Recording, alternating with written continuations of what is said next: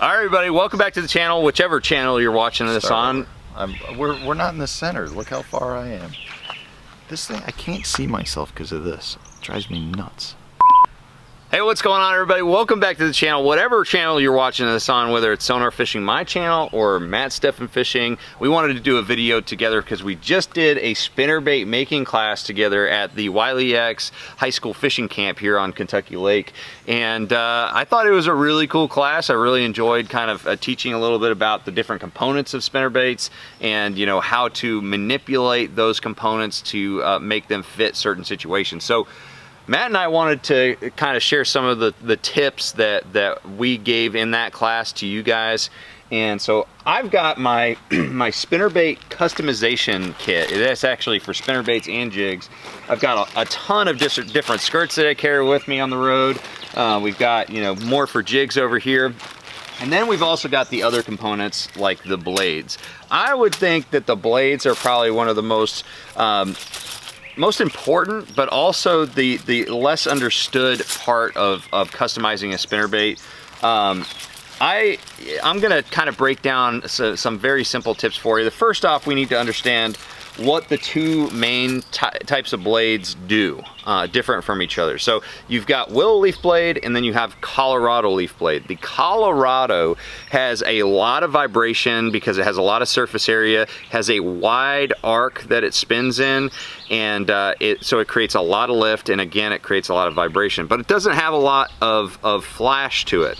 On the other side of the spectrum, and there's a couple other variations in the middle, you've got the willow leaf. It's shaped like a willow leaf. It's very narrow, thin, slender, and it has a very narrow arc of spin. So it creates very little vibration, very little lift, but it also conversely creates a lot of flash. It's really, really good for clear water, warmer water situations like that. So with that in mind, that's kind of the basis for how I'm going to customize a spinnerbait. Another thing that's really important for how I'm going to customize a spinnerbait is the size of the bait fish that I'm presented with. On Kentucky Lake, we noticed that there was a lot of like really small shad that are swimming around, and so instead of like fishing a big, you know, like number 5 or number 6 willow leaf blade, maybe I'm gonna go down to something like a 4, 4.5 or something like that. Something smaller that's gonna imitate those bait fish, because a spinnerbait is essentially a really good bait ball imitating presentation. And so I'll downsize based on the size of the bait fish that I'm seeing. And then I'm also going to be mixing and matching the different types of blades. So I will, you know, use a Colorado lead blade and then a willow leaf blade, and I might even take all of the blades off and put one single blade like I did at the Grand Lake event several years ago. You know, I put one big Colorado on there and just slow rolled that. So you can manipulate the speed at which you can fish these baits, the amount of vibration, and also the amount of flash that you're getting out of these spinner baits just by changing the blades. So make sure that you really adjust your blade combinations and the selections that you make based on the conditions and what you're trying to achieve with that bait.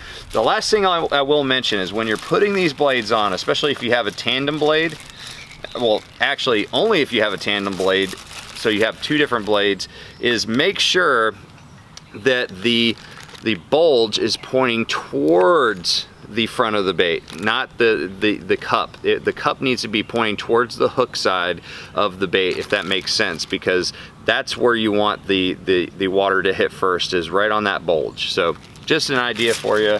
Matt's gonna have a tip on a skirt. Yeah, you know, one of the things that we recognized while doing that class is I think we found that the kids were not aware that you really could customize a spinnerbait. Like, I think most of them looked at it and said, well, it comes with 2 tandem willow leaf blades, and Miles really quickly showed them you can swap those off. I mean, all you got to do is bend out the little circle at the end, bend it out, and you slide all the components off, put new components on, slide them right up. It really takes a matter of like a couple of minutes at most. If you're efficient with it, you can do it really fast. Yeah.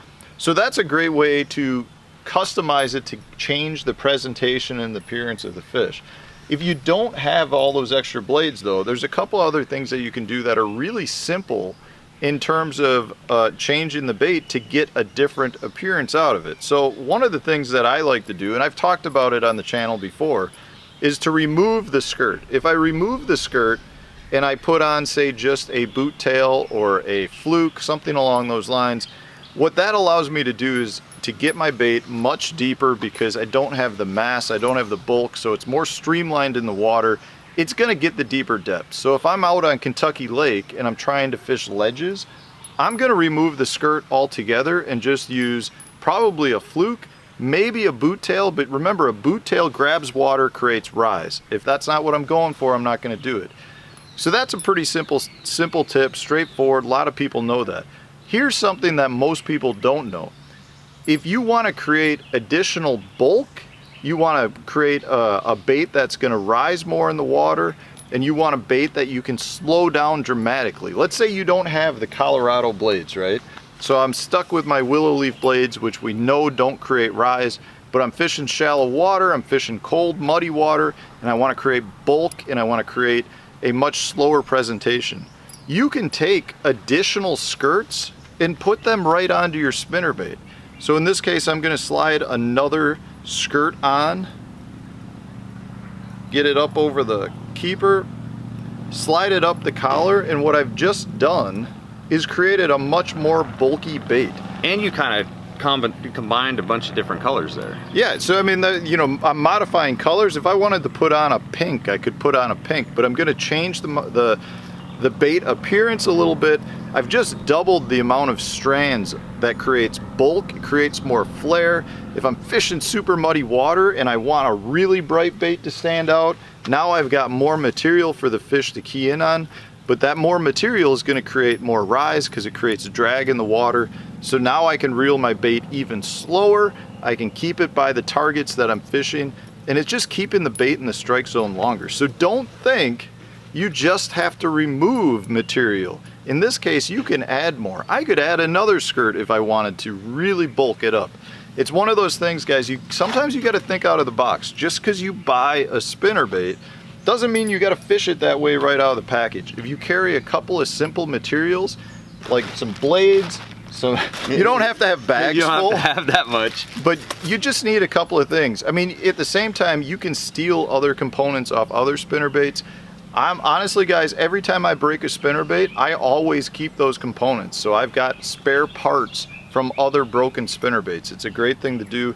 It's something I know I had a lot of fun teaching the kids how to build a spinnerbait, but at the same time how they can simply modify it, which is why I thought we should do a video on this. Heck yeah. I mean, I've been modifying spinnerbaits for a long time, as you can see. I've got a lot of components, and it's really helped me. You know, again, going back to that Grand Lake event, I got third place in my best finish so far on the Pro Circuit by modifying a Z-Man sling blades to have that one single Colorado blade, because I wanted to achieve that slow roll with a little bit more thump. So, you know, modify your spinnerbaits. Sometimes you can find the exact bait that is going to get you more bites on the water. So thank you guys for watching. Make sure you like, share, subscribe on both of our channels, Matt Stefan Fishing, Sonar Fishing, and thank you so much for watching. We'll see you out on the water.